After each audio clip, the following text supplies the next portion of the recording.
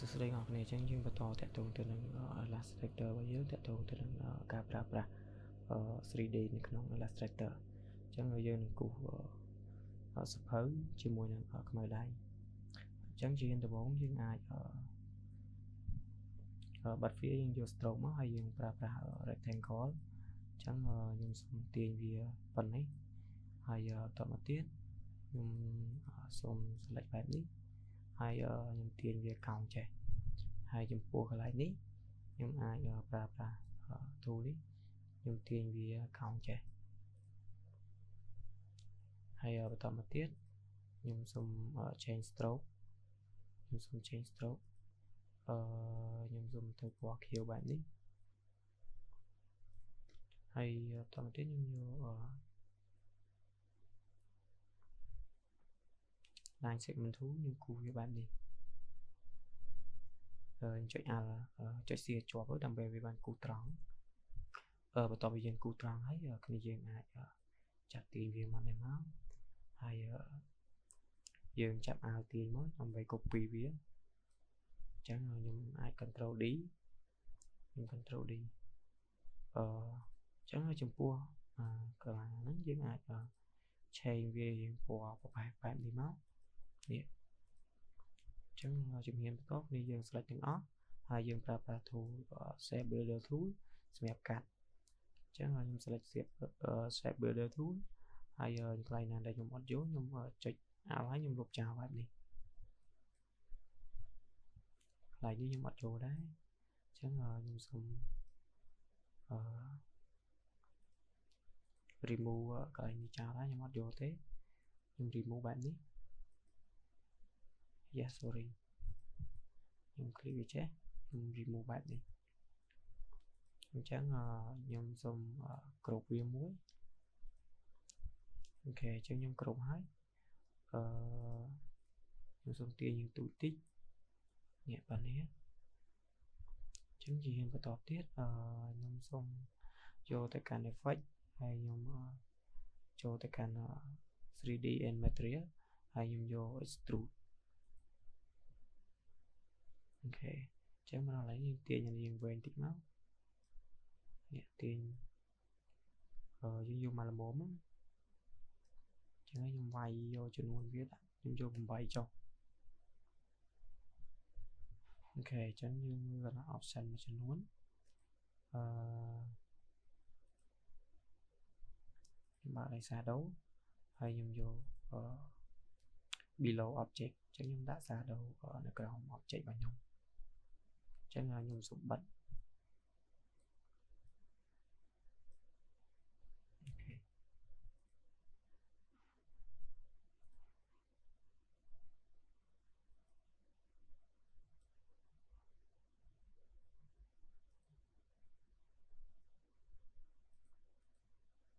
ចឹងសម្រាប់នេះដាក់ស្ដារអញ្ចឹង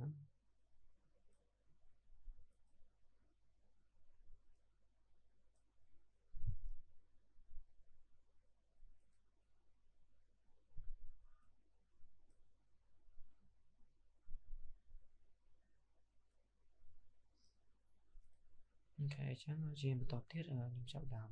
ដាក់អក្សរ AI នេះទៅលើសភៅអញ្ចឹងខ្ញុំសូមយក text មួយហើយខ្ញុំវាយពាក្យ AIហើយខ្ញុំទាញ font វាធំតិចមកអូខេអញ្ចឹងខ្ញុំយកប៉ុណ្នេះហើយខ្ញុំchange យកពណ៌នេះអញ្ចឹងខ្ញុំចូលទៅកាន់ effect ហើយខ្ញុំចូល material ខ្ញុំចូល extrude ដែរអូខេអញ្ចឹងកន្លែងនេះខ្ញុំសូមយកបែប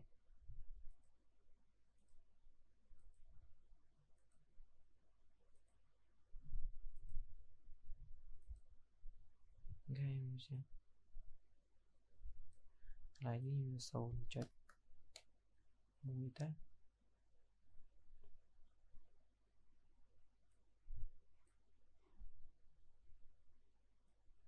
យើងអាច rotate បានអញ្ចឹងខ្ញុំសូមដាក់លើសភៅ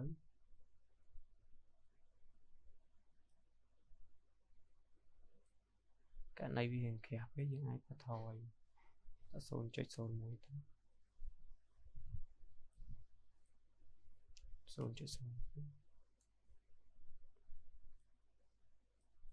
អូខេចឹង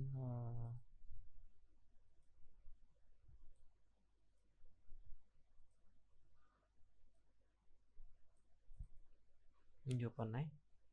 អូខេឥឡូវខ្ញុំសម្រាប់ថាខ្ញុំយកប៉ុណ្ណេះចុះទៅជាហ៊ានបន្តទៀតយើងចាប់ផ្ដើមគូខ្មៅដៃអញ្ចឹងសម្រាប់ការគូខ្មៅដៃខ្ញុំប្រើ shape ខ្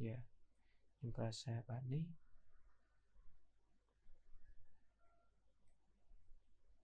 ហើយកន្លែងនេះយើងខ្មៅហើយនេះសអញ្ចឹងយើងអាចលេងពណ៌តាមហ្នឹងមកអញ្ចឹងយើងគូវាមកតង់ទៀត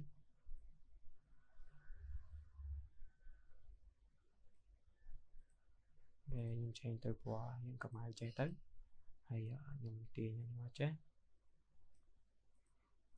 ខ្ញុំដាក់យើងវែងតិចខ្ញុំទាញវាយើងវែងតិចមកហើយខ្ញុំប្រើ tool នេះសម្រាប់ select ខាងលើនេះខ្ញុំទាញវាកោង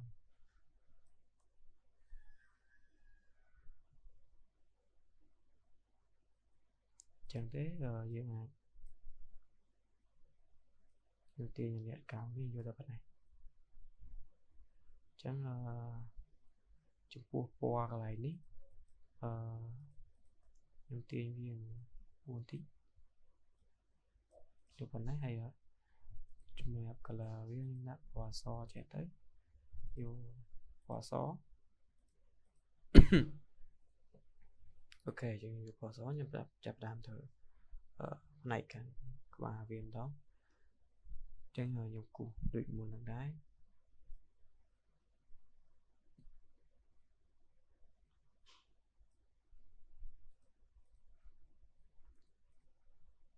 ចឹង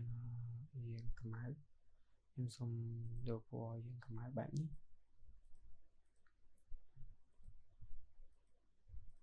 ចឹងខ្ញុំសុំយក tool មួយនេះខ្ញុំ select មួយខ្ញុំចាប់ទាញវាចេះចឹងឥឡូវនេះខ្ញុំសុំទាញវារៀងវែងចេះតិចមកនេះចឹងខ្ញុំសុំគ្រប់វាមួយទៀតអូខេចឹងអាចទាញយើងទូចេះក៏បានដែរហើយយើងចាប់ផ្ដើមចូលទៅកាន់ effect 3D ហើយចូល flat នេះមកយកអាទីនេះ revolve នេះចឹងយក revolve មកហើយយកនេះ less ហើយសម្រាប់កន្លែងនេះយក top ពុតធំចេះមកនេះហើយចាប់ដើមយើងសេរី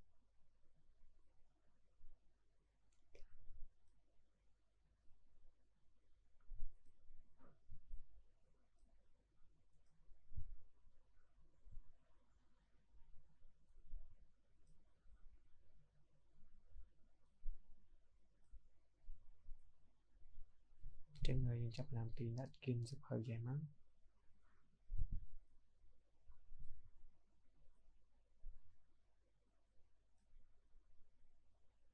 ចឹងដើម្បីដាក់ស្មៅយើងអាចចូល lining ហើយយើងបើក shadow ខ្ញុំយក behind object ចឹងខ្ញុំអាចធ្វើវាស្មើ